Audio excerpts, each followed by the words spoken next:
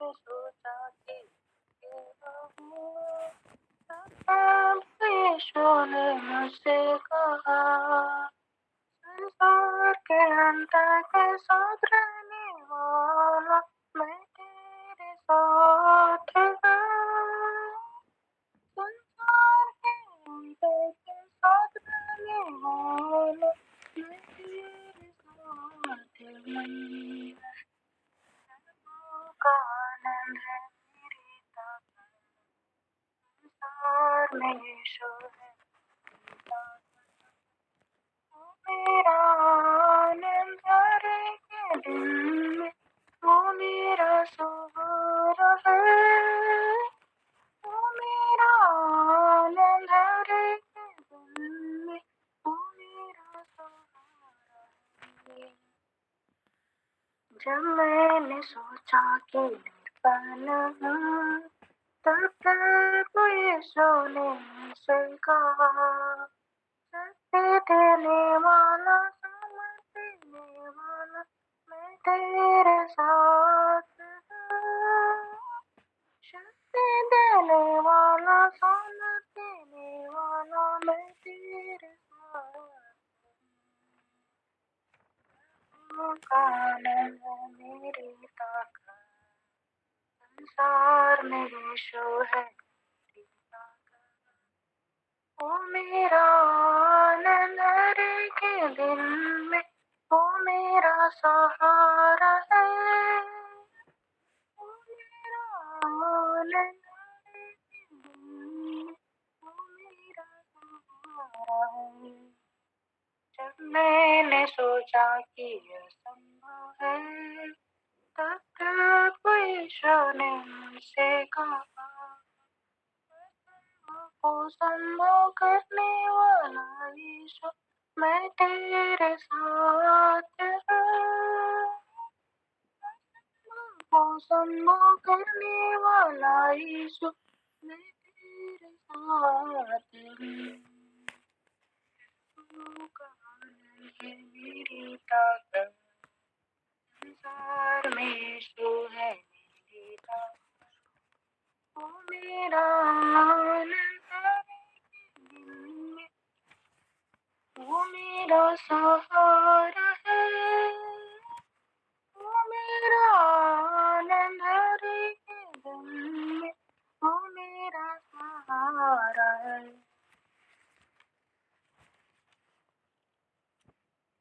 सबको धन्यवाद। Good morning mister सहाय, जय मसीह की। आगे का सेशन बहन ममता के। धन्यवाद सिस्टर जी, बहुत ही बहुत धन्यवाद। परमेश्वर पिता आपको और भी बहुत आयत से इस्तेमाल करे, और आपने बहुत ही सुंदर रीति से परमेश्वर की आराधना की है। और आइए आगे के भाग के लिए प्रार्थना करते हैं।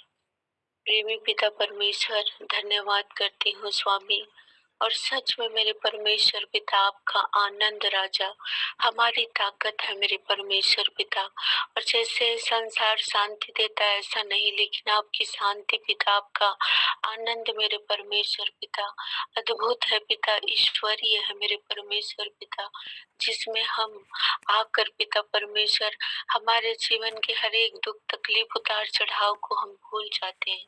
प्यारे प्रभु से धन्यवाद करती हूँ पिता सुंदर आराधना के लिए स्वामी। और प्यारे प्रभु से मैं विश्वास करती हूँ पिता कि आपने हमारी आराधना रूपी भेंट को पिता ग्रहण कर लिया है स्वामी।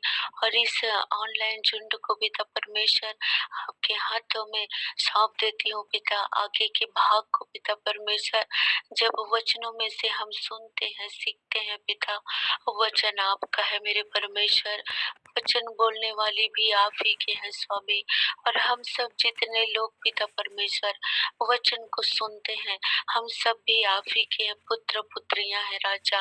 और आपकी अद्भुत सामर्थ्य के कार्य होने पाए पिता, हम सबों को पिता परमेश्वर धीरज से वचनों को सुनने के लिए, समझने के लिए पिता हमारे हृदय को खोल दे स्वामी, ताकि हम आपके भेद भरी बातों को पिता समझ सके, सुन सके मेरे परमेश्वर।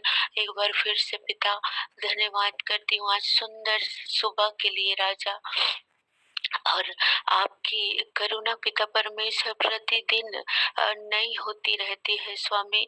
और इस नए दिन की नई करुणा के लिए मैं धन्यवाद करती हूँ कि एक बार फिर से पिता हम सब आपके करीब में पाए जाते हैं पिता, आपकी हुजूरी में पाए जाते हैं स्वामी। और पिता परमेश्वर आगे जो भी वचन का बीज बोया जाता है पिता, पूरा का पूरा 100 गुना फलवंत होने के लिए पिता आपकी आत्मा सहायता करे, मदद करे। सारी बातों के लिए धन्यवाद।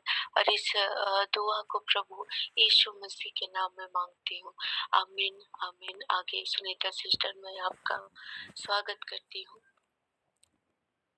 Praise the Lord, hallelujah. सबों को जय मसीह की। यीशु सहाय। Good morning. Thank you sister समय देने के लिए। और परमेश्वर पिता का बहुत धन्यवाद हो कि हम फिर से यहाँ पर इकट्ठे हैं। निश्चय ही पवित्र आत्मा हमारा सहायक है, उसका प्रेम हमारे अंदर डाला गया है जो हमें विवश करता है कि हम प्रभु की ओर और फिरें, प्रभु की संगति में बने रहें। और इस समय सोप के लिए मैं ओनीला सिस्टर का स्वागत करना चाहूँगी। उसके बाद नलिनी सिस्टर, निकुंज गुड़िया, यदि आप लोग तैयार हैं तो आप भी तैयार रहेंगे।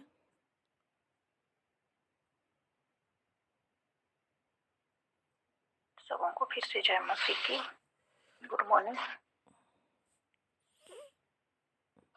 मैंने सोप के लिए वचन को मनन किया है, वो है यूहन्ना 8:12। यूहन्ना 8:12। यीशु ने फिर लोगों से कहा, जगत की ज्योति मैं हूँ।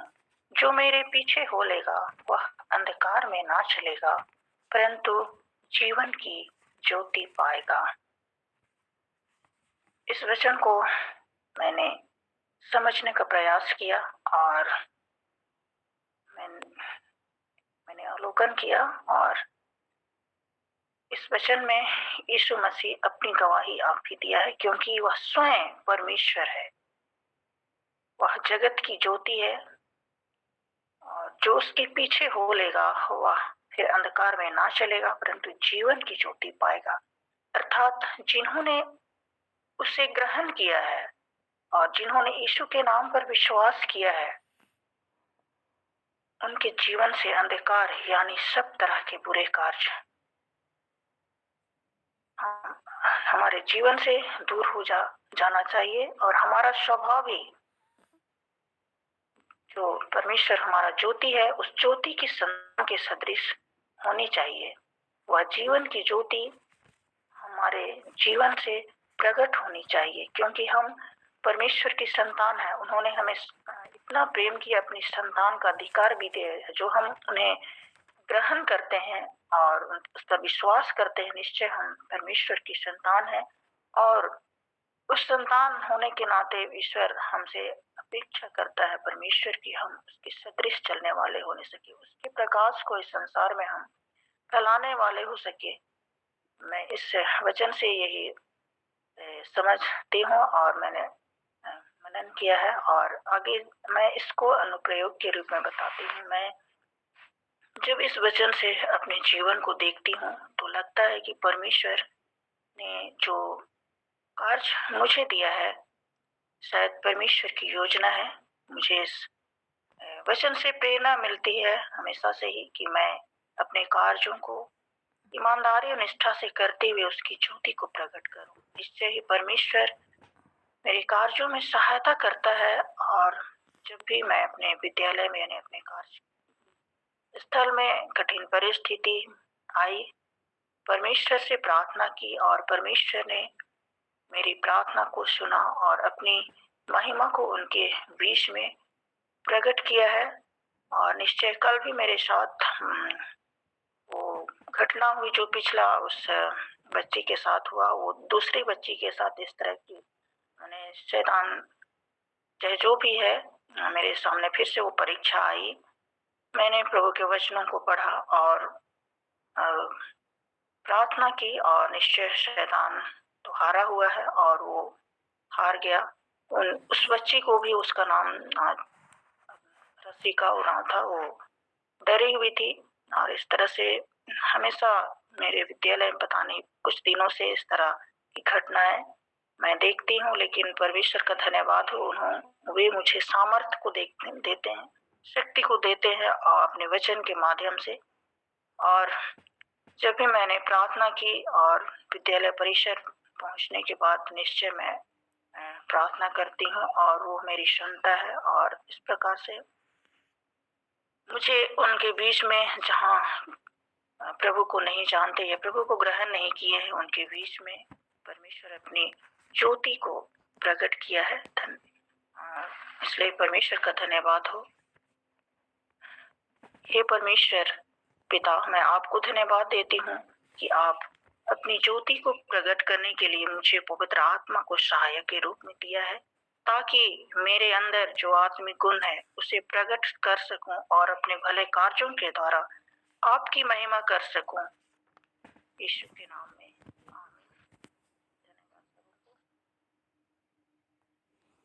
Thank you sister. प्रभु आपको सहायता करे और आशीष से सुरक्षित रखे। और सच में जब हम प्रभु के वचन में मजबूत होते जाते हैं तो शैतान भी अपनी एक्टिविटी को करना चाहता है, लेकिन वो हारा हुआ है। और प्रभु आपको सहायता करे। और सच में बहुत अच्छी बात सिस्टर ने कहा कि वो जैसे ही स्कूल पहुंचती है और वो जाकर वहाँ के लिए वो प्रार्थना करती है, और निश्चय ही उस क्षेत्र में जो भी अशुद्ध आत्माएं कार्य करती हैं, उन्हें प्रभावित करती हैं, वो अब इन सारी बातों से उनके ऊपर प्रभाव पड़ता है।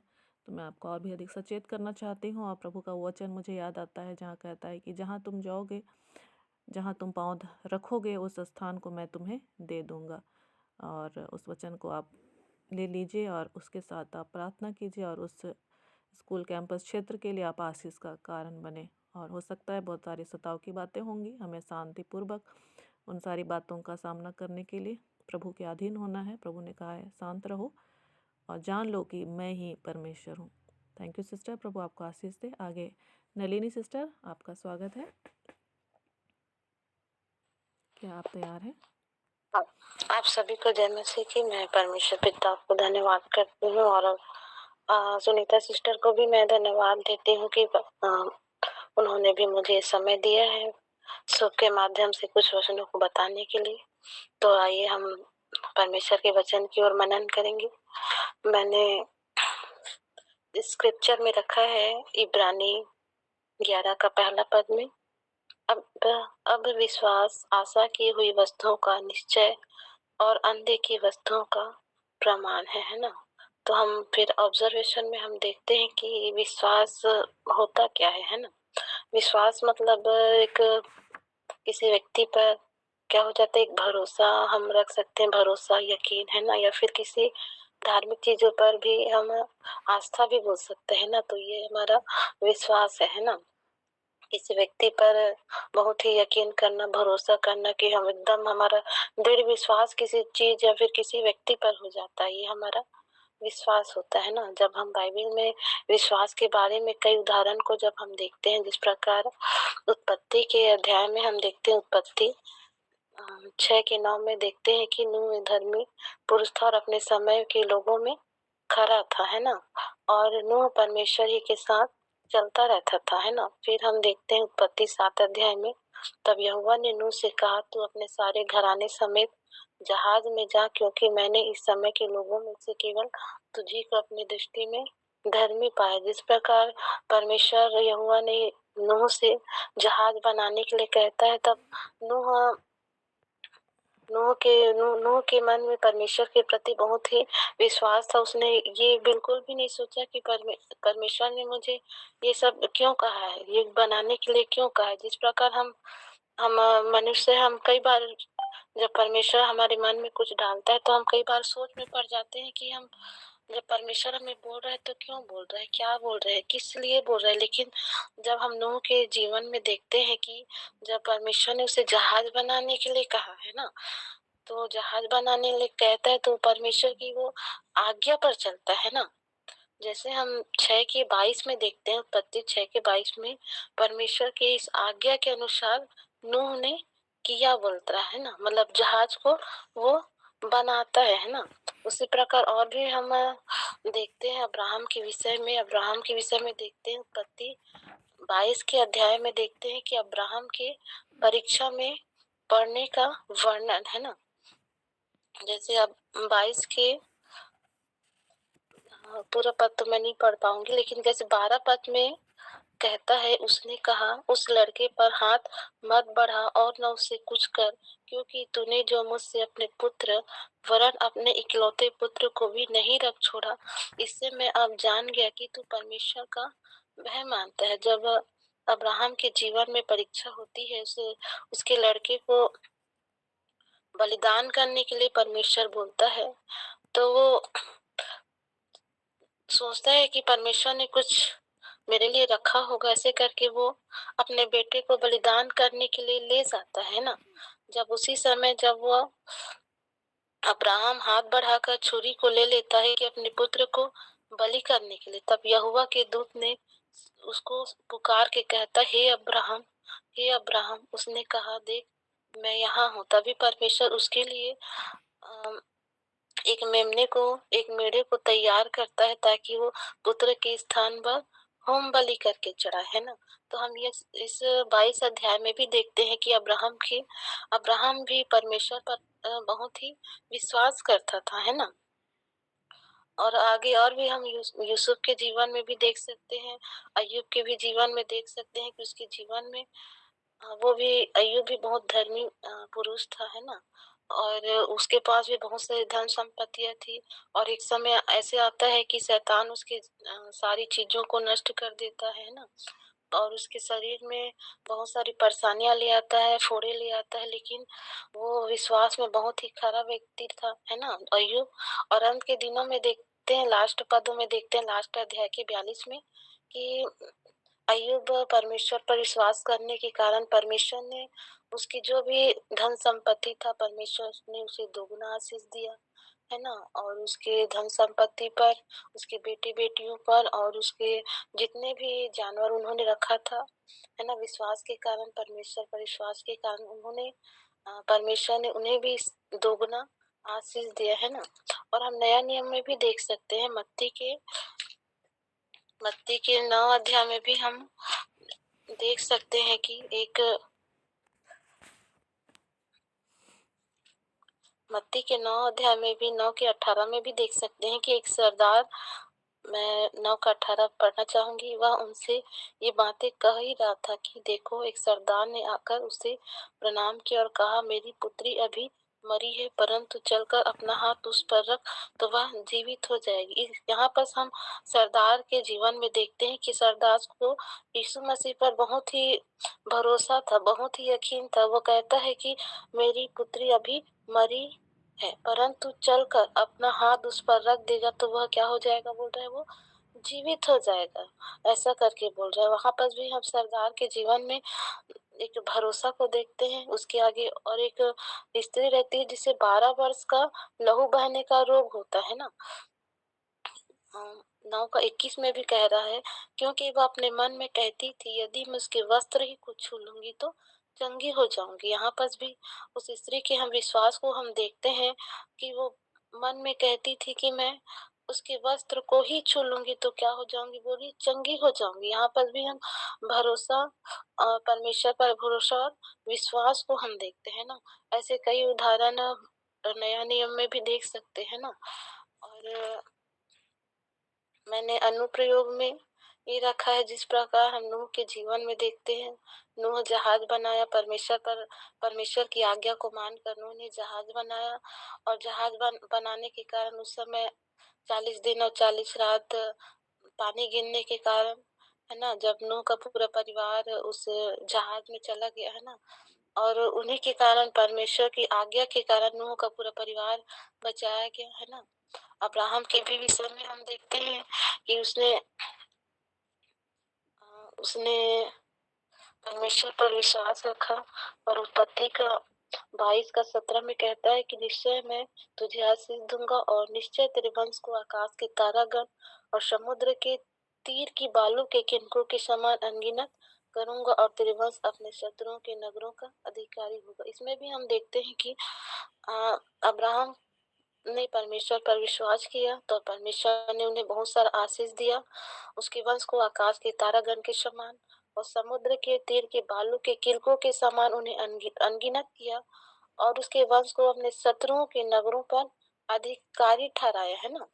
और नया नियम में भी हम देखते हैं कि उस स्त्री के विश्वास के कारण, है ना, कि मैं उसके वस्त्र को ही छू लूंगी तो मैं चंगी हो जाऊंगी करके। जब हम आगे के पदों को देखते हैं तो उस स्त्री ने यीशु के वस्त्र को छुआ, है ना, और वो पूरी रीति से उसी समय क्या हो गई, वो चंगी हो गई, है ना। और हम सरदार के भी जीवन में देखते हैं, सरदार की बेटी के जीवन में भी जब यीशु वहां जाता है, उसके घर में जाता है, तब यीशु उस लड़की का हाथ पकड़ता और वो जी उठती है ना। इस प्रकार मैंने अनुप्रयोग को रखा है। और एक लास्ट है प्रेयर। तो हमें भी इस प्रकार हमें प्रार्थना करनी चाहिए जिस प्रकार सरदार के जीवन में विश्वास था। उस लहू बहाने वाली स्त्री के जीवन में एक बहुत ही दृढ़ विश्वास था कि मैं उसके वस्त्र को छू लूंगी तो चंगी हो जाऊंगी, ऐसा करके, है ना। तो मैं भी प्रार्थना करना चाहूंगी उसी प्रकार का विश्वास मेरे जीवन में, हम सभी के जीवन में होने पाए, नूह की तरह और अब्राहम की तरह, अय्यूब की तरह। कोई भी परिस्थिति में परमेश्वर मेरी सहायता करे। तो मैं धन्यवाद देती हूँ। मेरा शोक इतना ही है। सभी को जय मसीह की। थैंक यू सिस्टर, प्रभु आपको आशीष दे। और थोड़ा सा इसमें और सुधार करने की ज़रूरत है। और हम लोग अकेले जब मनन करते हैं तो ज़रूर ही हमें अध्ययन में और अधिक बढ़ने की ज़रूरत है। लेकिन अभी हम लोग के पास थोड़ा सा समय कम है ना, तो थोड़ा मैं क्षमा चाहूँगी। और जो एप्लीकेशन और ऑब्जर्वेशन है ना, वो दोनों ही थोड़ा सा सेम हो गया है। तो एप्लीकेशन वाले भाग में अपने जीवन से रिलेटेड हम लोगों को जो आप प्रार्थना के समय आप बोल रहे थे, है ना, विचार कर रहे थे, तो उस चीज़ को ही आपको एप्लीकेशन वाले भाग में आपको डालना है और लिखना है। और थोड़ा सा हम लोग कम वचनों को लेंगे, है ना, ताकि हम उसमें फोकस कर पाएँ। और जो भी हमारे सामने शायद जो सुनने वाले हैं तो वो भी उस विषय वस्तु को क्या कर सकें, केंद्रित कर सकें। और जब हमारे पास बहुत ज़्यादा वचन हो जाते हैं या बहुत ज़्यादा उदाहरण हो जाते हैं तो थोड़ा सा कन्फ्यूजन क्रिएट होता है। और थोड़ा सा बुरा नहीं मानेंगे, है ना। और हम सभी तो ज़रूर ही यहाँ पर भूखे और प्यासे हैं, हम सभी आशीषित हो रहे हैं। लेकिन हम जो जब दूसरे भाई बहनों के पास जाते हैं, है ना, तो हमें थोड़े वचनों के साथ या थोड़े उदाहरण के साथ किसी विषय वस्तु को रखने की आवश्यकता होगी। क्योंकि शायद हमारे बीच में कई ऐसे भाई बहन भी होंगे जिनको नहीं मालूम कि कौन है नूह या कौन है अय्यूब, है ना। तो अभी हम लोग थोड़ा सा उसमें उसमें क्या करेंगे, एक ही वचन को लेकर के प्रयास करेंगे और उस विषय वस्तु को पकड़ने का कोशिश करेंगे। और साथ ही साथ उसको हम अपने जीवन में कैसे लागू करेंगे, उस पर हम लोग विचार करेंगे, है ना। तो ठीक है, प्रभु आपको आशीष दे। इस समय निकुंज गुड़िया, आपका स्वागत है। क्या आप तैयार हैं सोप के साथ?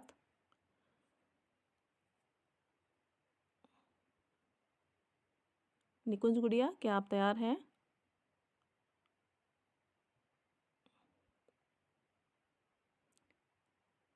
ठीक है, यदि नहीं है तो हम लोग आगे के समय में आगे बढ़ेंगे और जो संदेश हम लोग सुनना चाहते हैं। तो नलिनी सिस्टर समझ गए ना? हेलो। हाँ हाँ हाँ, यीशु साहब जय मसीह की। हाँ, जय सॉरी, मसीह की। मेरा मोबाइल थोड़ा सा टच नहीं होता है जल्दी से आजकल। अच्छा ठीक है, प्रभु आपको नया फ़ोन से आशीषित करें। तो सूप में मैं बनाई हूँ, मन से ही की हूँ, वचन लेकर के, लिखी तो नहीं हूँ। तो सूप है, आज का मेरा सूप है कुलुसियों के पत्री, उसका 3 अध्याय 5वां पद। कुलुसी की पत्री 3 अध्याय उसका 5वां पद। इसमें हम पढ़ते हैं कि इसलिए अपने उन अंगों को मार डालो जो पृथ्वी पर, अर्थात व्यभिचार, अशुद्धता, दुष्कर्म, बुरी लालसा और लोभ को जो मूर्ति पूजा के बराबर है। आमीन। तो इस वचन से हम यही चाहते हैं कि हम अपने जीवन में कुछ अच्छी बातों को जोड़े और अपने जीवन में जो है बुरी बात उसको त्याग दे। तो बुरी बात तो यही सब है कि व्यभिचार, अशुद्धता, दुष्कामना, बुरी लालसा, लोभ, मूर्ति पूजा, ये सब परमेश्वर नहीं चाहते हैं। तो हमारे जीवन से इससे पुराना जीवन को निकाल बाहर करना है और यीशु मसीह को अपने उद्धारकर्ता के रूप में ग्रहण करना है। तो अनुप्रयोग में, ऑब्जेक्शन में मैं ली हूँ कि प्रभु आज से मैं अपने जीवन में के सारे बुरे कामों से मैं चौकस रहूंगी, उनको अपने जीवन में से उतार फेंक रही हूँ। प्रभु अनुग्रह कीजिए हम पर और हमारे जितने प्रिय पर हैं, प्रभु सब पर दया कीजिए और हानिकारक ना होने पाए, हम सभी स्वस्थ रहने पाए, अपने मजबूत रहने पाए और अपने कामों के द्वारा आपको प्रसन्न करना चाहते हैं। अच्छे कामों के द्वारा एप्लीकेशन में हमने डाला है इब्रानी 12:1 को कि इस कारण कि गवाहों का एक ऐसा बड़ा बादल हमको घेरे हुए हैं, तो आओ हर एक रोकने वाली वस्तु और उलझाने वाले पाप को दूर करके वह दौड़ जिसमें हमें दौड़ना है धीरज से दौड़े। तो हम अपना पुराना जीवन को हम लोग त्याग देते हैं और नए जीवन में आते हैं।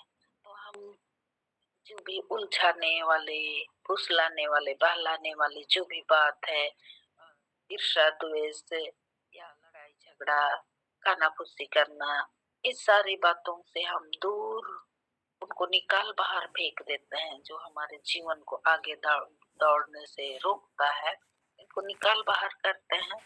तो हम प्रभु की ओर दौड़ते हैं, वह दौड़ जिसमें हमें दौड़ना है, धीरज से दौड़ना है, सोच समझ के दौड़ना है और इसी में हम लोग को आशीष मिलता है। इसीलिए हम लोग प्रेयर करते हैं, प्रेयर में जाते हैं कि हे दयालु पिता, आज तक मैंने अपने कामों के द्वारा आपको घायल किया है, आपको दुख दिया है, आपको तकलीफ दिया है, मुझे क्षमा कीजिए और आज के बाद मैं केवल उन्हीं बातों को करने का निर्णय लेती हूँ जो आपको भाता है, जो आपको अच्छा लगता है, या जो बात से आपको प्रसन्न करने सकूंगी और लोगों को प्रसन्न करूंगी, उन्हीं बातों का मैं पालन करने पाऊँ। आपके पवित्र आत्मा की मुझे जरूरी है, सहायता कीजिए यीशु के नाम में, आमीन। धन्यवाद। थैंक यू सिस्टर, प्रभु आपको आशीष दे। और हम लोग कल, हो सकता है आप लोगों ने देखा या नहीं, आप लोग देख सकते हैं, जिनको लिखने के लिए समय नहीं मिलता है तो आप लोग प्रेरणा ले सकते हैं।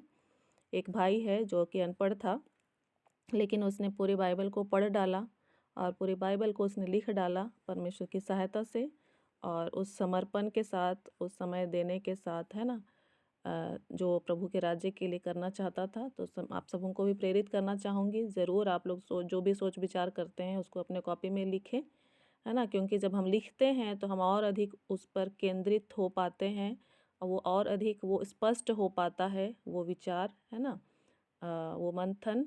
तो प्रभु सबों की सहायता और मदद करे। और ज़रूर आप लोग भेजें मेरे पास, यदि किसी के पास मेरा नंबर नहीं है तो ज़रूर आप लोग सहायता ले लें, जिसके साथ भी आप हैं, और मुझे भेजें, चाहे अपने और जिनके साथ भी आप कांटेक्ट है, एक दूसरे के साथ आप शेयर करें अपने शॉप को कि इसमें क्या सुधार करना है या क्या सही है ना। हमको अपने आत्मिक जीवन के लिए एक दूसरे के साथ बातचीत करने की आवश्यकता है, ठीक है। और चाहे हमें सुझाव मिल रहे हैं तो उत्साहित होना है, चाहे हमें आलोचना भी सुनने मिल रही है तो भी हमें उस आलोचना के साथ आगे बढ़ना है ना। ठीक है, चलिए, प्रभु सबको आशीष दे। और कल भी जिसका टाइम है वो तैयार रहेंगे। आइए हम लोग प्रार्थना करें ताकि हम लोग, और कुछ बातों को कम ही समय रहता है लेकिन हम लोग मनन कर सकें। हे जीवित अनुग्रहकारी परमेश्वर, धन्यवाद देते हैं इस थोड़े समय के लिए प्रभु जी। इस थोड़े समय में आप हमारे सहायता करें कि हम और भी अधिक आपके राज्य के निकट आ सकें। हाँ प्रभु जी, हमारे मन को आप फेरें। हाँ प्रभु जी, और आपके राज्य में हम और भी अधिक प्रभु जी दृढ़ होते चले जाएं। हम अपने सारे पापों को मानते हैं, हमें क्षमा कीजिए यीशु के नाम से। और जितने भी भाई बहन मेहनत कर रहे हैं प्रभु जी, उनको उनके मेहनत का प्रतिफल दिया जाए, क्योंकि आपने कहा है मजदूर को उसकी मजदूरी मिलना हक है। अनुग्रह कर, पवित्र आत्मा हमारा सहायक हो। इस प्रार्थना को हम आपके पुत्र, हमारे उद्धारकर्ता प्रभु यीशु मसीह के नाम से मांगते हैं, आमीन आमीन। Praise the Lord, hallelujah. सभी जाग रहे हैं ना? सभी के पास कॉपी है, बाइबल है, पेन है, और नहीं भी है तो ये इसको रिकॉर्ड किया जाता है, आप लोग बाद में सुन लीजिएगा, है ना। और मैं भी कई बार सुनती हूँ कि कहाँ पर क्या छूटा और क्या गलत हुआ, क्या सही हुआ, और खुद ही मैं इससे उन सारी बातों को खोज पाती हूँ। तो आप सभी भी इसको सुन सकते हैं। तो चलिए, हम लोग निष्पाप युग के बारे में बातचीत कर रहे थे, है ना। आदम और हवा के पाप करने से पहले के समय पर हम लोग विचार कर रहे थे कि परमेश्वर ने उनको क्या क्या दिया था, उनके पास क्या क्या अधिकार था, ठीक है।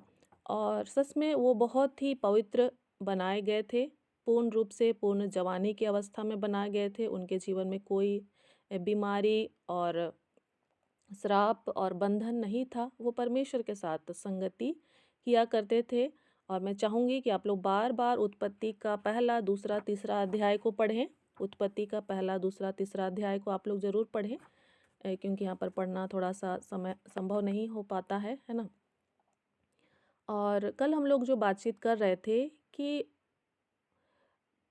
उनको पवित्र बनाने के बावजूद, परमेश्वर के साथ वो उनका संबंध होने के बावजूद भी परमेश्वर ने उनको एक परीक्षा में डाला, एक ऐसी परिस्थिति में डाला ताकि परमेश्वर उनको क्या कर सके, परख सके, है ना। और एक कहानी के माध्यम से हमने जाना, और उस कहानी में हमने ये सुना कि वो जो मालिक था वो चाहता था कि अपने जो धन संपत्ति है वो अपने नौकर जो रामू है उसको दे दे, लेकिन वो उस परीक्षा में सफल नहीं हुआ। अगर वो सफल हो जाता तो उसके सारे संपत्ति का या आगे की जो भी योजना है उसमें वो क्या हो जाता, शामिल हो सकता था। लेकिन वहाँ पर वह क्या हो गया, असफल हो गया।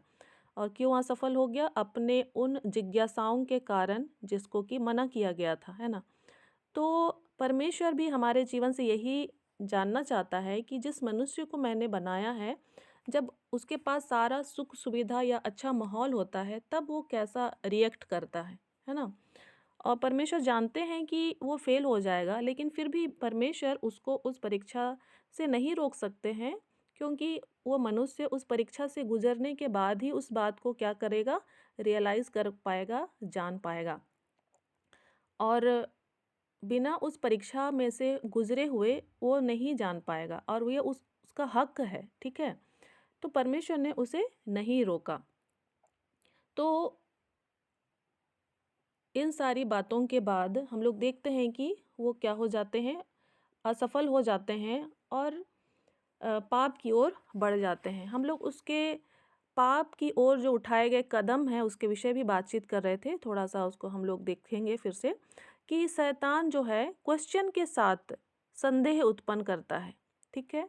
और मनुष्य के अंदर परमेश्वर के वचन में क्या उत्पन्न होता है, अविश्वास उत्पन्न हो जाता है।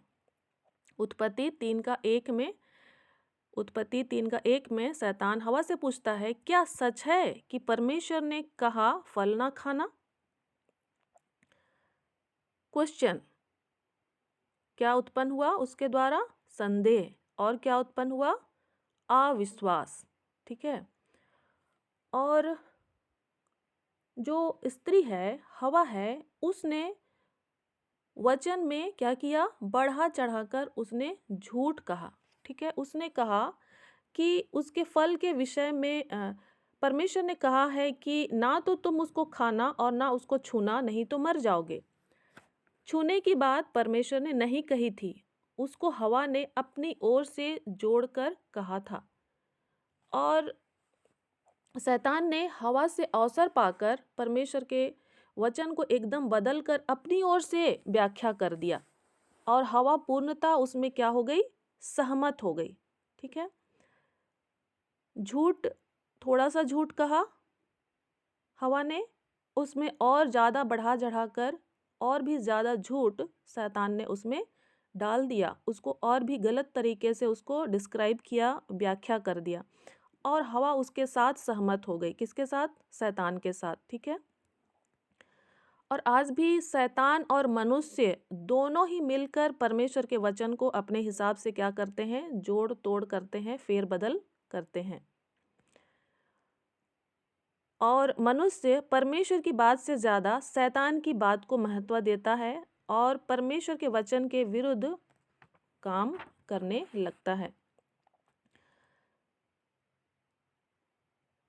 परमेश्वर के वचन के विरुद्ध काम करने के लिए उन्होंने अपने आप को शैतान के धोखे में दे दिया, और उनको पता भी नहीं चला कि उन्होंने अपने आप को धोखे में डाल दिया है ना।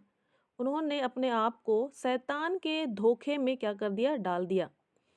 और जो हवा है वो अपने पति से अलग होकर अकेले में क्या करती है, मेल जोल करती है, समय बिताना शुरू करती है और सांप की बातों में ज़्यादा रुचि लेती है। हो सकता है हम लोग एक घटना को देखते हैं, हो सकता है कि और समय भी बातचीत किया गया होगा, लेकिन एक समय आया कि हवा क्या हो गई, सहमत हो गई। तो जो हवा है वो अपने पति से अलग होकर किसके साथ समय बिता रही थी, शैतान के साथ समय बिता रही थी, और वो उसके साथ क्या हो गई, सहमत हो गई। और जबकि बाइबल हमें बताती है सबोपदेशक 4:12, सबोपदेशक 4:12 कि जो धागा तीन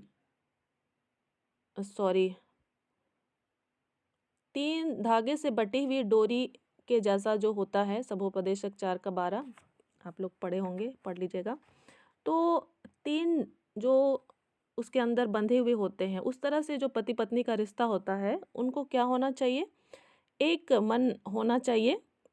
और यहाँ पर और भी सारी बातें हैं हो सकता है कि हाँ, पति पत्नी विश्वासी और गैर विश्वासी भी होंगे, बहुत सारा सिचुएशन है, हम लोग ज़्यादा नहीं जाएंगे, लेकिन पति पत्नी को एक साथ होना चाहिए। और हो सकता है विश्वास अलग है तो आप अपने वचन के साथ आगे बढ़ें, लेकिन फिर भी पति के साथ भी आपको सहमत होना है ना, मतलब कुछ बातों में। और पहला कुरिन्थियों 7:5 को कोई पढ़ेंगे, पहला कुरिन्थियों 7:5 जिसको मिल जाता है वो जल्दी पढ़ देंगे। पति पत्नी के विषय में जो वचन लिखा हुआ है उसको, ताकि हमें कोई दुविधा ना हो। पहला कुरिन्थियों 7:5। तुम एक दूसरे से अलग न रहो, परंतु केवल कुछ समय तक आपस की सम्मति से की प्रार्थना के लिए अवकाश मिले और फिर एक साथ रहो। ऐसा न हो कि तुम्हारे असंयम के कारण शैतान तुम्हें परखे। और पढ़ेंगे उत्पत्ति 2:24 भी पढ़ेंगे, उत्पत्ति 2:24।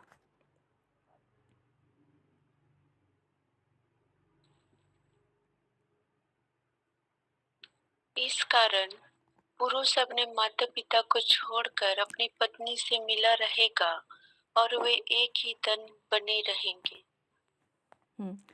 तो पति पत्नी को हमेशा से ही एक रहने की आज्ञा दी गई है ना, लेकिन साथ ही साथ प्रार्थना के लिए वो अलग हो सकते हैं। ठीक है, प्रार्थना के लिए उनको अलग होने की आवश्यकता है, एकांत में समय बिताना है, लेकिन बाकी समय में उन्हें एक साथ एक मन होने की ज़रूरत होती है।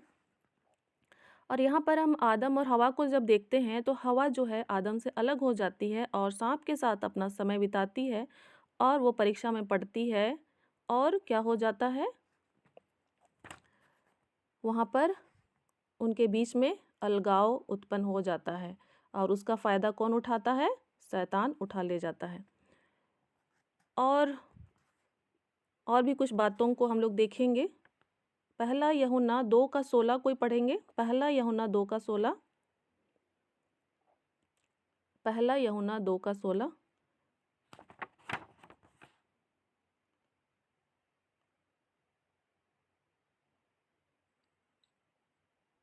पहला यूहन्ना 2:16, क्योंकि जो कुछ संसार में है अर्थात शरीर की अभिलाषा, आंखों की अभिलाषा और जीविका का घमंड, वह पिता की ओर से नहीं परंतु संसार ही की ओर से है।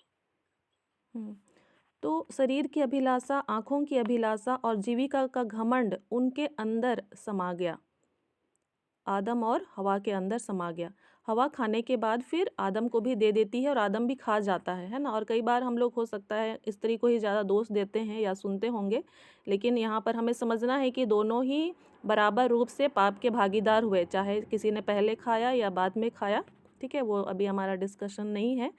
उनके अंदर कैसे पाप की ओर वो कदम बढ़ा लिए उसको हम लोग देख रहे हैं। तो शरीर की अभिलाषा, आंखों की अभिलाषा और जीविका का घमंड उनके अंदर समा गया। स्त्री ने देखा कि उस वृक्ष का फल खाने में अच्छा है ना। उत्पत्ति 3:6 आप लोग देख लीजिएगा। उत्पत्ति 3:6 वहाँ पर लिखा हुआ है कि स्त्री ने देखा कि उस वृक्ष का फल क्या है, खाने में अच्छा है। तो यह उसके शरीर की अभिलाषा थी। ठीक है, अगर वो खाती है तो उसको अच्छा स्वादिष्ट लगेगा, है ना। तो ये इसके क्या की अभिलाषा थी, शरीर की अभिलाषा थी। और फिर देखने में मन भाऊ है, देखने में मन भाऊ है, तो यह उसके आंखों की अभिलाषा थी, आंखों की अभिलाषा थी। उसके बाद बुद्धि देने के लिए चाहने योग्य है, बुद्धि देने के लिए चाहने योग्य है। आप लोग उत्पत्ति 3:6 में देखेंगे। और बुद्धि देने के लिए चाहने योग्य है अर्थात परमेश्वर के तुल्य हो जाने की उसकी लालसा, यह जीविका का घमंड है। तो इस प्रकार मनुष्य तीनों जो मौलिक पाप हैं, लालच और विषय वस्तु के प्रति एक वासना या शक्ति जो होता है ना, मोहित हो जाना, ठीक है, और घमंड, इन सारे पाप का क्या हो गया, दास हो गया। हवा ने आज्ञा का उल्लंघन किया और फल तोड़कर खा लिया और अपने पति को भी दिया, और फल खाने के परिणाम स्वरूप वे क्या हो गए, नंगे हो गए और छिप गए। और इतना ही नहीं, उन्होंने अपनी अपनी गलती को एक दूसरे के सिर पर मढ़ दिया, अपने आप को निर्दोष साबित करने लगे। और पति होने के नाते आदम जो कि क्या है, प्रधान है या प्रधान था, वो सिर था, सारी जिम्मेदारी उसी की थी, लेकिन उसने अपने आप को निर्दोष बताते हुए परमेश्वर और स्त्री को दोषी ठहराया। पति ने किसको दोषी ठहराया, पत्नी को और परमेश्वर को, कि तूने ही तो जिस स्त्री को दिया है ना, उसने मुझे फल खिलाया, ऐसा वहाँ लिखा हुआ है।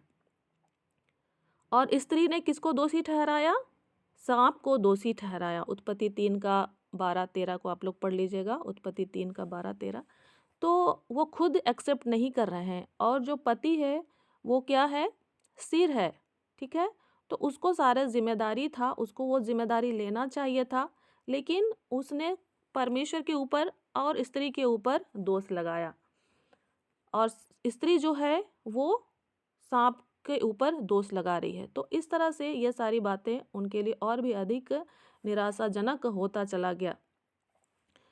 और आगे जब हम विचार करते हैं कि पाप के कारण मनुष्य ने क्या क्या खोया, तो जितनी बातों को परमेश्वर ने दिया था, उन सारी बातों को मनुष्य ने क्या कर दिया, खो दिया था, है ना। पाप के कारण मनुष्य ने अपने आत्मिक जीवन, शारीरिक जीवन और अनंत जीवन को क्या कर दिया था, खो दिया था। वह आत्मिक रूप से उसी समय क्या हो गया, मर गया। शारीरिक रूप से मृत्यु उसके जीवन में प्रवेश कर गई। आने वाले समय में आदम क्या हुआ, मर गया। वो कई 100 साल तक जिया, लेकिन उसके बाद क्या हुआ, शारीरिक रूप से उसकी मृत्यु हो गई। और अनंत जीवन जो प्रभु ने उसे दे दिया था, उसको भी उसने खो दिया। और जो दूसरी मृत्यु के बारे में हम लोग पढ़ते हैं, प्रकाशित वाक्य 20:14, प्रकाशित वाक्य 20:14, तो उसका भागीदार हो गया, ठीक है। वो खुद भी और अपने सारे वंशजों जो उसके साथ, उसके बाद जो आने वाली पीढ़ी थी, उनके लिए भी वो सारी बातें हो गई, ठीक है। आत्मिक जीवन परमेश्वर से अलग हो गया, शारीरिक जीवन वो खत्म हो गया, मृत्यु उसमें प्रवेश कर गया, और अनंत जीवन जो परमेश्वर के साथ उसको हमेशा के लिए जीना था, वो भी समाप्त हो गया, उसने दूसरी मृत्यु और अनंत काल के लिए आग की छील का जो वो भागी हो गया। तो ये सारा उसके जीवन में हो गया पाप के कारण। फिर जब हम देखेंगे रोमियो 5 उसका 12 और 17, रोमियो 5 उसका 12-17 वहाँ लिखा हुआ है, इसलिए जैसा एक मनुष्य के द्वारा पाप जगत में आया और पाप के द्वारा मृत्यु सब मनुष्यों में फैल गई, एक मनुष्य के कारण मृत्यु ने उस एक ही के द्वारा राज्य किया। तो आदम के कारण ही सभी मनुष्यों में ये सारी बातें क्या हो गई, फैल गई।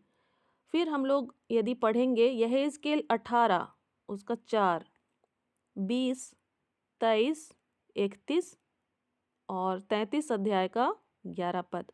तो यहाँ लिखा हुआ है कि इसलिए जो प्राणी पाप करे वही मरेगा।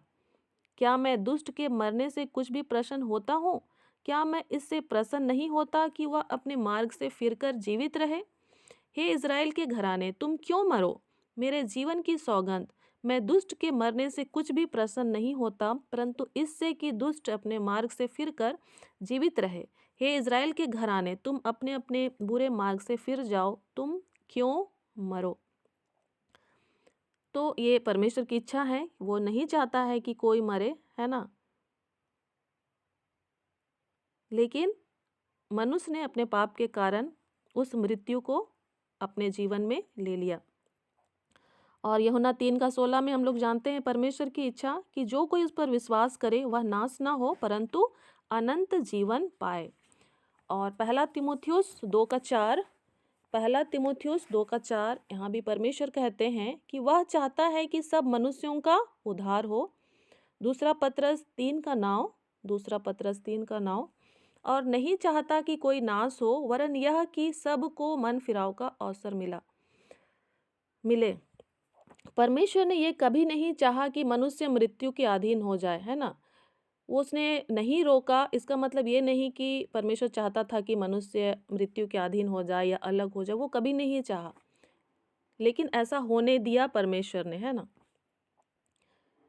और मृत्यु का अर्थ है अलगाव, ठीक है। मृत्यु का अर्थ क्या है? अलगाव। अधिकतर मृत्यु को हम लोग शारीरिक मृत्यु में ही देखते हैं और मनुष्य जब मर जाता है तो उसको हम लोग कब्र में गाड़ देते हैं या जैसा भी जहाँ का जैसा विधि विधान है उसको मिट्टी में मिला दिया जाता है ना, दफनाकर या जलाकर। तो मृत्यु का अर्थ हम लोग यही समझते हैं, लेकिन बाइबल हमें बताती है मृत्यु का अर्थ क्या है? आत्मिक रूप से अपने सृष्टिकर्ता से क्या हो जाना? अलग हो जाना। और पाप करके मनुष्य अपने जीवन के मूल स्रोत परमेश्वर से अलग हो गया और पाप एक दीवार के रूप में परमेश्वर और मनुष्य के बीच में क्या करता है? काम करता है या फिर आ गया। और यशाया 59:2, यशाया 59:2 हमें बताता है कि परंतु तुम्हारे अधर्म के कामों ने तुमको तुम्हारे परमेश्वर से अलग कर दिया है और तुम्हारे पापों के कारण उसका मुंह तुमसे ऐसा छिपा है कि वह नहीं सुनता। अधर्म के काम अर्थात पाप, ठीक है। और हम लोगों ने उसका डिस्कस किया आदम और हवा के उन एक्टिविटी के कारण, है ना, कैसे उन्होंने पाप की ओर अपना कदम बढ़ाया। और यदि हमारे जीवन में भी ऐसा पाया जाता है तो निश्चय ही हम परमेश्वर की उपस्थिति को अपने जीवन में, अपने परिवार में, अपने संबंधों में क्या करते हैं? खो देते हैं। और आदम और हवा की भी जो संगति है वो परमेश्वर के साथ क्या हो गई? टूट गई। और जब हम सृष्टि के साथ देखते हैं तो उत्पत्ति 2:19 और 20, उत्पत्ति 2:19 और 20 और 9:2, जहाँ पर हम देखते हैं कि आदम ने क्या किया था? पहले सभी जीव जंतुओं का उसने नाम रखा था और सबका वही नाम हो गया था, लेकिन उसके बीच में क्या हो गया? असमानता आ गई। क्या हो गई? संतुलन क्या हो गया? खत्म हो गया। जो भी जीव जंतु थे, पर्यावरण था, उसके साथ उनके बीच में क्या हो गया? असमानता आ गया। जो आपसी सामंजस्य था वो समाप्त हो गया। पहले जो मनुष्य है और जीव जंतु रहते थे वो मेल प्रेम से रहते थे, लेकिन उसके बाद वो एक दूसरे से क्या हो गए? डरने लगे, है ना। एक दूसरे से क्या हो गए? डरने लगे। आज हम लोग भी एक दूसरे को देखते हैं, जानवरों को देखते हैं तो हम लोग डरते हैं और वो जानवर लोग हम लोग को देख के डरने लगता है ना। हम लोग सोचते हैं कि सांप ने हमें काट खाया, सांप तो खुद हमसे डर रहा था और उसने उस डर के कारण हमें क्या किया, काट खाया। तो एक दूसरे से हम क्या करने लगे, डरने लगे, मनुष्य और सृष्टि आपस में। और हमें जो प्रभुता करने की जो क्षमता दी गई थी, मनुष्य को जो सृष्टि के ऊपर प्रभुता करने की जो क्षमता दी गई थी, वो क्षमता उसने अपने ही हाथों से किसको दे दिया, शैतान को दे दिया। वो जो प्रभुता करने की क्षमता थी उसको मनुष्य ने किसको दे दिया, शैतान को दे दिया। और इस तरह से अब धरती के ऊपर किसका प्रभुत्व हो गया, शैतान का प्रभुत्व हो गया। और बहुत सारे वचन हैं, लूका 4 का 5-6, लूका 4 उसका 5-6, और यूहन्ना 12 उसका 31, यूहन्ना 12 उसका 31, यूहन्ना 14 उसका 30, यूहन्ना 14 उसका 30, यूहन्ना 16 उसका 11, दूसरा कुरिन्थियों 4 का 4 और पहला यूहन्ना 5 का 19। यहाँ पर हम पाएंगे जगत के सरदार के विषय में, इस संसार के ईश्वर के बारे में, है ना, और इस संसार के अधिकारी के विषय में हम लोग पाते हैं। तो वो कैसे यहाँ का अधिकारी हो गया, क्योंकि मनुष्य ने अपने पास जो प्रभुत्व करने का जो क्षमता था उसको उसने शैतान को दे दिया, हैंडओवर कर दिया, है ना, और इस संसार का सरदार वो हो गया, इसके ऊपर उसने अपना अधिकार रख लिया है। मनुष्य शैतान का क्या हो गया, शिकार हो गया, मनुष्य शैतान का शिकार हो गया। हम लोग कल परसों जब रिवीजन करेंगे तब वचन को हम लोग खोल खोल करके पढ़ेंगे, है ना, अभी थोड़ा सा बस हम लोग सुन लेंगे, ठीक है। और परमेश्वर को जो जानने की जो क्षमता थी, है ना, वो उसका छिन गया, ठीक है। परमेश्वर को जो जानने की जो क्षमता थी वो क्या हो गया, कम पड़ गया। और कई जगह ऐसा लिखा हुआ है कि परमेश्वर ने उनके मन के अनर्थ रीति के कारण उन्हें क्या कर दिया, छोड़ दिया। तो मनुष्य के अंदर जो परमेश्वर के जानने की जो इच्छा थी उसमें कमी पड़ गई, और भलाई का जो ज्ञान है वो घट गया और बुराई का ज्ञान क्या हो गया, बढ़ गया। भलाई का ज्ञान घट गया और बुराई का ज्ञान क्या हो गया, बढ़ गया। और अपने आप पर नियंत्रण खो दिया। मनुष्य जो अपने आप पर नियंत्रण रख सकता था, उसके पास जो संयम था वो उसमें कमी हो गई, और वो अपने आप में जो नियंत्रण रखना चाहिए वो उसको उसने खो दिया, और वो पशु के समान हो गया। मनुष्य किसके समान हो गया, पशु के समान हो गया। और वहाँ पर एक और भी वृक्ष था, जीवन का वृक्ष था, है ना, उस अदन की बारी में।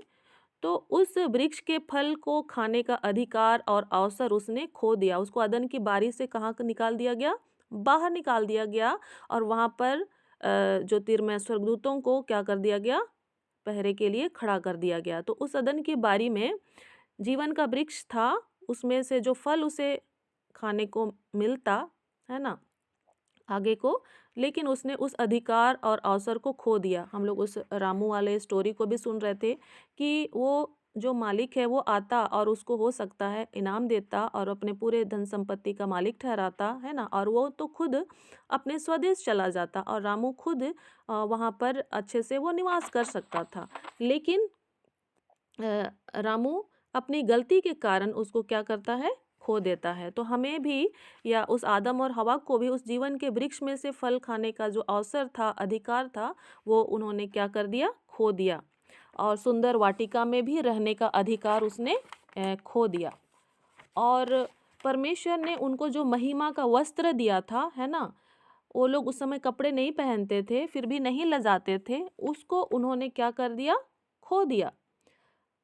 परमेश्वर की ओर से जो उन्हें महिमा का वस्त्र दिया गया था वो नष्ट हो गया, साथ ही साथ वो जो धार्मिकता और पवित्रता उन्हें दी गई थी वो भी नष्ट हो गई, और उनके स्थान पर उनको भले बुरे को जानने और अनुभव करने की क्षमता उसमें समा गई।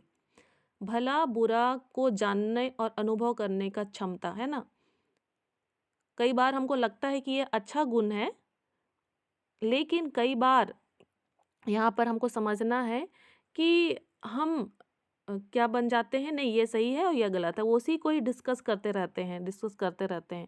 क्यों करते रहते हैं, वही उसी फल को खाने का ये प्रभाव हमारे अंदर पाया जाता है और उससे भी हमको बाहर निकलने की ज़रूरत है ना। हमको परमेश्वर के अधीन होने की आवश्यकता है। और जो हम भले बुरे का जो क्षमता है वो पूरी तरह से बुरा नहीं है, लेकिन कई बार उसके साथ हम एक जजमेंटल वाला जो स्वभाव है, न्यायी प्रवृत्ति या दोष देने की प्रवृत्ति भी हमारे अंदर आ जाती है। क्योंकि जब आदम और हवा ने भी उसको खाया तो वो लोग को समझ में आ रहा है कि नहीं, हम लोग तो नंगे हैं, है ना। वास्तव में पहले भी वो लोग नंगे थे, लेकिन उन्होंने उस वस्त्र को जो परमेश्वर के उनको दिया गया था, महिमा का वस्त्र, धार्मिकता का वस्त्र, पवित्रता का वस्त्र, है ना, तो उसको उन्होंने खो दिया था। ठीक है। जैसे कि हम छोटे बच्चे को देखते हैं तो हम लोग वहाँ पर नहीं लजाते हैं, ना ही बच्चा लजाता है ना। वो हमको स्वाभाविक या नेचुरल लगता है। लेकिन जैसे ही मनुष्य बड़ा होता जाता है तो वो उसको लगता है कि नहीं, ये सब बहुत ही गलत चीज़ है, या हम किसी को गलत तरीके से देख रहे हैं, या तो कोई हम मुझे गलत तरीके से देख रहा है।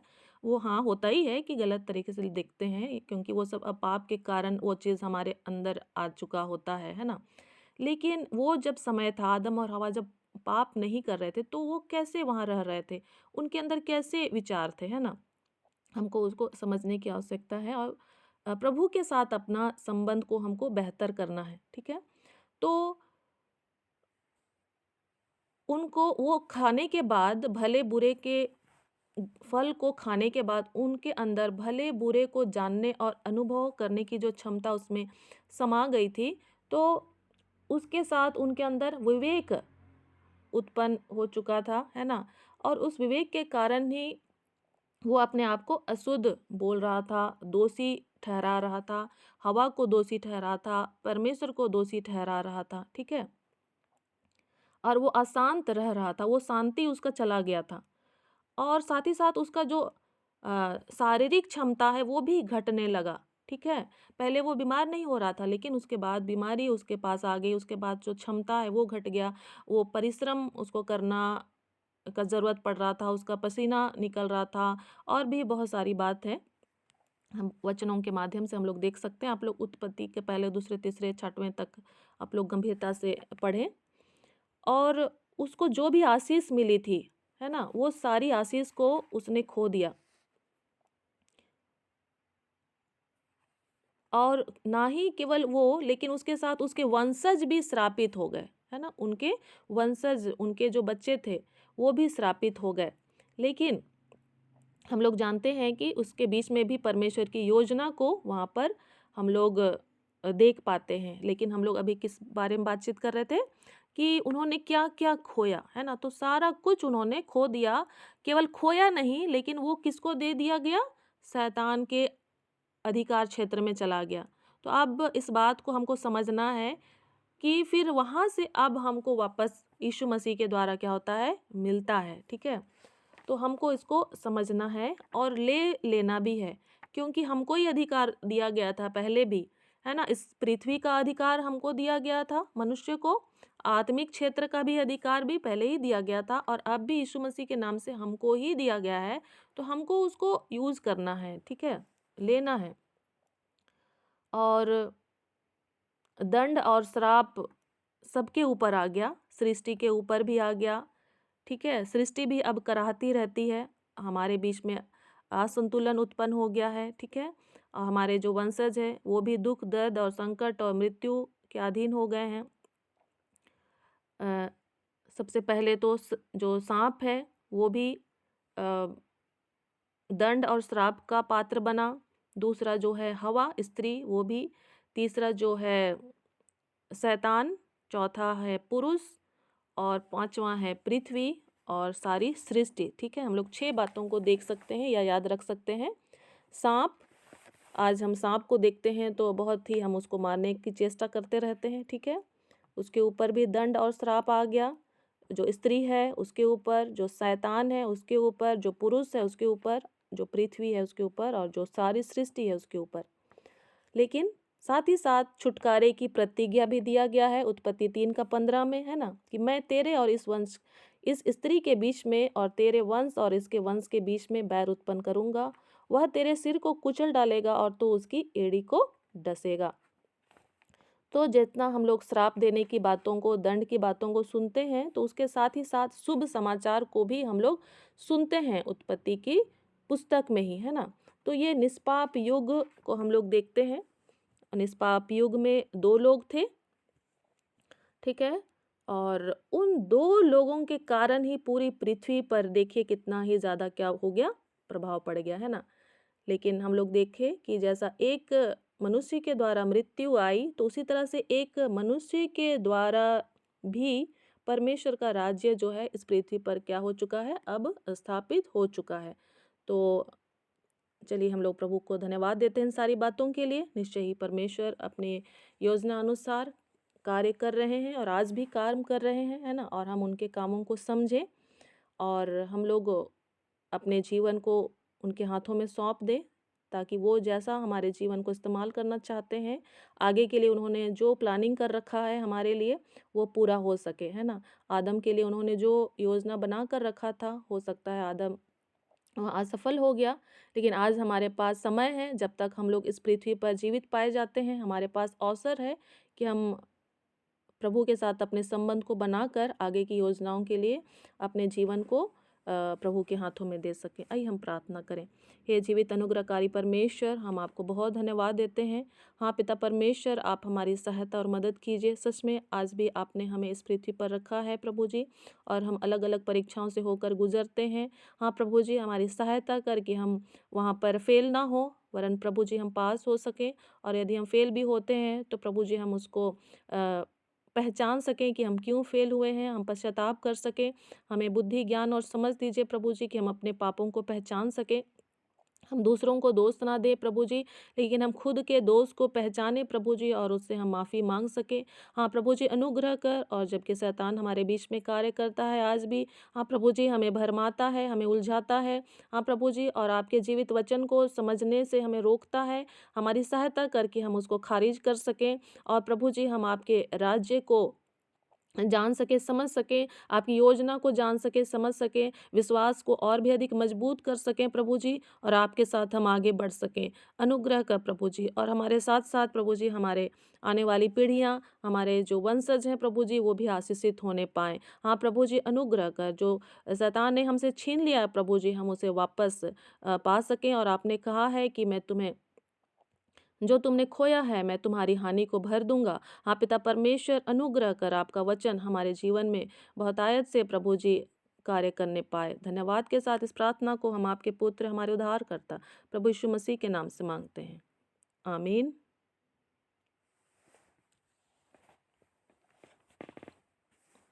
धन्यवाद सिस्टर जी। और आगे नेहा निकुंज सिस्टर, आप लास्ट की प्रार्थना करना चाहेंगे? नेहा निकुंज आईटी से सिस्टर।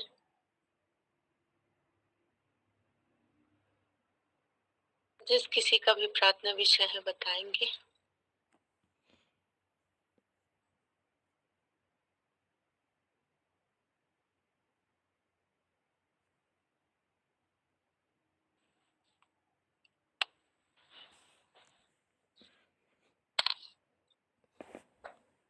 मेरे लिए प्रार्थना करेंगे, मैं बार क्षेत्र के लिए जो परीक्षा मेरे सामने आती है, मैं उसमें बलवंत होने पाऊँ और मेरे विश्वास को आगे बढ़ाए।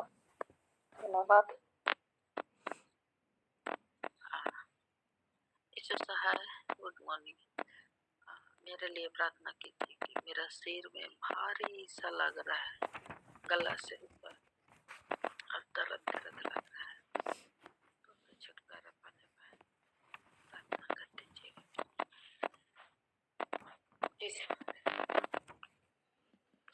जय मसीह की सिस्टर। सिस्टर, हमारे कमर और पैरों में बहुत ज्यादा दर्द है, इसके लिए प्रार्थना करिए, और साथ में हमारे पति के लिए प्रार्थना करिए कि उनके जो जीभ में सूजन है वो सूजन कम हो और वो अच्छे से खाना खाने लगे। जय मसीह। जय मसीह। का धन्यवाद हो तो जय मसीह की। हमारे लिए प्रार्थना करना कि हम समय से जाग नहीं पाते, मिनट में नहीं जुड़ पाते तो मेरे लिए प्रार्थना करना। जी सिस्टर। मेरे लिए प्रार्थना करना। जय मसीह की। काली की दुकान बर के ही होती है पूरा हो से और मेरे लिए प्रार्थना करना, मेरे पति के लिए वचन को पढ़ने के लिए अच्छा से जान सकूं। सबको जय मसीह।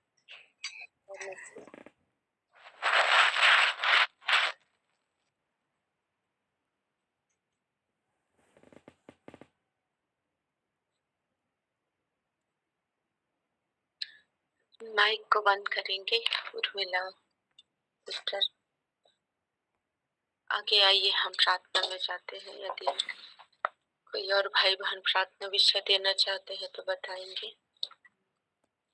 और अगुवाई के लिए एक वचन पढ़ेंगे, भजन संहिता 91 का 11। क्योंकि वह अपने दूतों को तेरे निमित्त आज्ञा देगा कि जहाँ कहीं तू जाए वे तेरी रक्षा करे। आइए हम प्रार्थना में जाते हैं। प्रेमी अनुग्रहकारी पिता परमेश्वर, सर्वशक्तिमान सर्वज्ञानी सर्वव्यापी पिता परमेश्वर, यीशु मसीह के नाम में पिता परमेश्वर एक बार फिर से पिता परमेश्वर आपके अनुग्रह के सिंहासन के नीचे में आती हूँ पिता। अपने आप को पिता परमेश्वर मैं आपके हाथों में देती हूँ राजा। और आज की सुंदर सुबह के लिए एक बार फिर से हम सब धन्यवाद करते हैं पिता कि आपकी हुजूरी में पिता परमेश्वर बैठ कर पिता वचनों को हम सुनने पाए, सीखने पाए मेरे परमेश्वर पिता। और उन जो भी वचन हमने सुना है, सीखा है पिता, उन वचनों को पिता परमेश्वर अपने हृदय में रखने पाए पिता परमेश्वर, अपने हृदय में बसाने पाए। स्वामी आप ही अनुग्रह करे, आप ही दया करे। और पिता परमेश्वर आगे प्रार्थना करते हैं स्वामी यीशु मसीह के नाम में पिता परमेश्वर निकुंज गुड़िया के लिए प्यारे प्रभु जी जो परीक्षा जो एग्जाम पिता परमेश्वर होने वाली है, प्यारे प्रभु जी सहायता को पिता परमेश्वर मांग लेती हूँ राजा। आपका वचन कहता है पिता कि मांगो तो तुम्हें दिया जाएगा। और सच में मेरे परमेश्वर पिता बहन की सहायता करे पिता, मदद करे मेरे परमेश्वर पिता, लिखने में बोलने में हर एक बातों को पिता मैं आपके हाथों में दे देती हूँ। उर्मिला सिस्टर के लिए प्रार्थना करती हूँ, पूरे परिवार के लिए पिता परमेश्वर, और विशेष कर स्वामी इनके पति अजय के लिए प्रार्थना करती हूँ जो पिता परमेश्वर जीप में जो सूजन है, जिस वजह से खाना पीना खाने में दिक्कत हो रही, प्यारे प्रभु जी आप मार्ग निकाले पिता परमेश्वर, आप उपाय करने वाले हैं, आप यहोवा राफा है पिता परमेश्वर। और आप पिता परमेश्वर चंगाई को प्रदान करे पिता, पूर्ण रूप से मेरे परमेश्वर पिता आपकी महिमा पिता प्रकट होने पाए पिता परमेश्वर। प्यारे प्रभु जी आपके अद्भुत सामर्थ्य चिन्ह चमत्कार पिता परमेश्वर भैया अजय के जीवन में प्रकट होने पाए पिता। और उनका शरीर पिता आपका मंदिर है मेरे परमेश्वर पिता, और होने दे मेरे परमेश्वर किसी भी सूजन का पिता, कीटाणु का, विषाणु का पिता, शत्रु के किसी भी पिता परमेश्वर सामर्थ्य का पिता उनके शरीर पर पिता हम कोई अधिकार को नहीं देते हैं, क्योंकि पिता आप जीवित परमेश्वर उनके अंदर वास करते हैं। आगे प्रार्थना करती हूँ जिस बहन ने भी पिता परमेश्वर कमर दर्द के लिए, घुटने के दर्द के लिए स्वामी प्रार्थना विषय दिए हैं स्वामी, आप हर एक के आप उसके नाम को जानते हैं मेरे परमेश्वर पिता। हाँ प्रभु जी दया करे, अनुग्रह करे पिता, सारा दर्द यीशु आपके नाम से मैं उनके शरीर से उखाड़ती हूँ पिता। आगे मालती सिस्टर के लिए प्रार्थना करती हूँ स्वामी जो उन्हें उठने में दिक्कत हो रही है पिता परमेश्वर, उठ नहीं पा रही है पिता, आपकी आत्मा सहायता करे पिता परमेश्वर, सही समय पर जगाने के लिए, उठने के लिए पिता, आपके निकटताई में आने के लिए प्यारे प्रभु जी सहायता करे, मदद करे पिता परमेश्वर। पूरा परिवार पिता आपकी महिमा करने पाए पिता, आपकी स्तुति करने पाए, आपके भय भक्ति में चलने पाए पिता परमेश्वर। निराली सिस्टर जहाँ भी है पिता परमेश्वर सुरक्षित रखे पिता, पूरे परिवार को पिता आपके हाथों में दे देती हूँ। उर्मिला सिस्टर के लिए प्रार्थना करती हूँ, जो पिता परमेश्वर धन्यवाद करती हूँ पिता परमेश्वर, जो धान बेचने का जो टोकन पिता परमेश्वर सफल हो पाया मेरे परमेश्वर पिता, आपकी दया से, आपके अनुग्रह से मेरे परमेश्वर पिता हम धन्यवाद करते हैं। और आगे पिता परमेश्वर सिस्टर के लिए और भैया के लिए प्रार्थना करते हैं राजा, जो पिता आपके वचनों को समझना चाहती है पिता परमेश्वर, और भी पिता परमेश्वर आपको जानना चाहते हैं राजा। और जिस प्रकार से भजन संहिता में कहा है पिता परमेश्वर कि आपने मूसा पर पिता परमेश्वर अपनी गति को प्रकट किया और इसराइलियों पर अपने आश्चर्य कर्म को प्रकट किया, और सच में होने दे पिता परमेश्वर बहन उर्मिला के जीवन में पिता अपने आप को प्रकट करे पिता परमेश्वर, अपने भेद को पिता, अपने रहस्यों को पिता, वो आपको जानना चाहती है। और प्यारे प्रभु जी आपके हाथ में मैं दे देती हूँ पिता, उसके घर को पिता, उसके खेती बाड़ी को मेरे परमेश्वर पिता, उनके परिश्रम को मेरे परमेश्वर पिता, और उस भैया को मेरे राजा परमेश्वर पिता, जो पिता आपके और पिता ध्यान देते हैं, धून लगाते हैं, और भी पिता आत्मिक जीवन में बढ़ने में पिता आप भी सहायता करें पिता, विश्वास में दृढ़ रहने में, सताव के समय में पिता परमेश्वर सुरक्षा प्रदान करे पिता परमेश्वर। जब गांव के लोग मेरे परमेश्वर पिता सताते हैं मेरे परमेश्वर, बात नहीं करते हैं मेरे राजा, ऐसे समय में और भी पिता परमेश्वर आप उन्हें अपनी शांति से भरे, आनंद से भरे मेरे परमेश्वर पिता, और स्वर्ग का राज्य ऐसो ही का है कहा है स्वामी। और सच में धीरज धरने में पिता परमेश्वर, अटल रहने में, विश्वास में मजबूत रहने में सहायता करे, मदद करे मेरे परमेश्वर पिता। और प्यारे प्रभु जी आपकी सुरक्षा मेरे परमेश्वर हम सबों के घर परिवार पर पिता, हमारे कार्यों पर पिता, हमारे आने जाने पर पिता परमेश्वर हमारी रक्षा करे मेरे परमेश्वर। आपके स्वर्गदूत पिता परमेश्वर हमारे चारों ओर पिता डेरे डाले मेरे परमेश्वर पिता, और हमें हर एक खतरे से पिता परमेश्वर, हर एक मुसीबत से, हर एक बीमारी से, हर एक दुर्घटना से पिता बचा के रखे मेरे परमेश्वर पिता। और सच में मेरे परमेश्वर पिता आपके स्वर्गदूत हमारे साथ रहते हैं पिता, मैं धन्यवाद करती हूँ।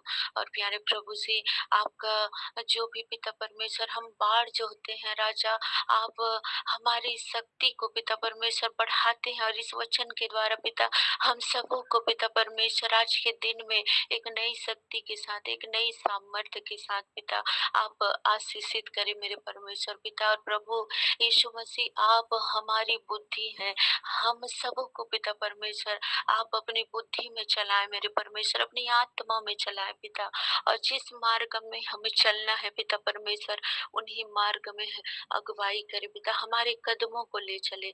सारी बातों के लिए धन्यवाद करती हूँ, आज की आराधक बहन के लिए धन्यवाद करती हूँ पिता परमेश्वर। प्यारे प्रभु जी वचन सुनाई हुई आपकी प्रिय बेटी के लिए, दासी के लिए धन्यवाद करती हूँ पिता, आप उन्हें और भी बहुतायत के साथ पिता अलग अलग जगहों पर इस्तेमाल करे राजा, ताकि आपके राज्य में पिता परमेश्वर लोग आ सके मेरे परमेश्वर, जो पाप गुनाह में है, जो भटके हैं, जो नाना प्रकार की बुराइयों में लिप्त है मेरे परमेश्वर पिता। और पिता परमेश्वर ऐसे लोगों तक हम सब पहुंच सके पिता परमेश्वर, जा सके पिता, और आपके राज्य के लिए कार्य कर सके, आपके राज्य में पिता परमेश्वर लोगों को हम ला सके मेरे परमेश्वर। आज पूरे दिन भर मेरे परमेश्वर पिता हम अपनी नहीं पर आपकी मर्जी को, आपकी इच्छा को पूरी कर सके, अनुग्रह करे, दया करे। सारी बातों में पिता आपके नाम को मैं धन्यवाद करती हूँ, और इस विनती को प्रभु यीशु मसीह के नाम में मांगती हूँ, आमीन आमीन। आइए हम प्रभु की प्रार्थना करेंगे। हे हमारे पिता आप जो स्वर्ग में है, आपका नाम पवित्र माना जाए, आपका राज्य आए, आपकी इच्छा जैसे स्वर्ग में पूरी होती है वैसे ही पृथ्वी पर पूरी हो।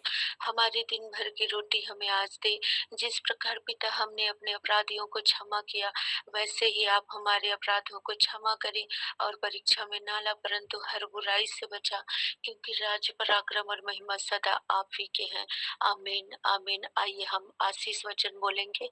परमेश्वर पिता का प्रेम, प्रभु यीशु मसीह का अनुग्रह, पवित्र आत्मा की सहभागिता हम सबों के साथ प्रभु यीशु मसीह के दूसरे आगमन तक होती रहे। आमीन, आमीन, आमीन। आप सबों को जय मसीह की। यीशु सहाय।